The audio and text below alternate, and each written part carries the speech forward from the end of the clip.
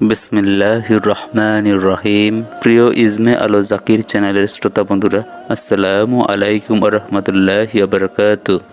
কাউমে নূহের প্রতি হযরত নূহ আলাইহিস সালামের সারমর্ম এবং কাউমে আতের প্রতি হযরত হুদ আলাইহিস সালামের দাওয়াতের সারমর্ম প্রায় একই। হযরত হুদ আলাইহিস সালামের আয়াতের কথাগুলি সূরা হুদে 50 থেকে 52 নম্বর আয়াতে মহান আল্লাহ তাআলা বর্ণনা করেছেন, যা এক কথায় বলা যায় তাওহীদ, তাকলিক, ইস্তেগফার। প্রথমে তিনি নিজের কাউমকে তাদের বিকল্প উপাস্যদের ছেড়ে একক উপাস্য মহান আল্লাহ তাআলার দিকে ফিরিয়ে আনার ও একনিষ্ঠভাবে তাদের প্রতি ইবাদতের আহ্বান জানান, যাকে বলা হয় তাওহীদের ইবাদত। অতঃপর তিনি জনজীবনকে শিরকের আবিলতা ও নানাবিধ কুসংস্কারের পঙ্গলতা হতে মুক্ত করার জন্য নিঃস্বার্থভাবে দাওয়াত দিতে থাকেন এবং তাদের নিকট মহান আল্লাহ তাআলার বিধানসমূহ পৌঁছে দিতে থাকেন। তার এই দাওয়াত ও তাবলীগ ছিল নিরন্তর ও অবিরত ধারায় এবং যাবতীয় বাস্তবগত স্বার্থে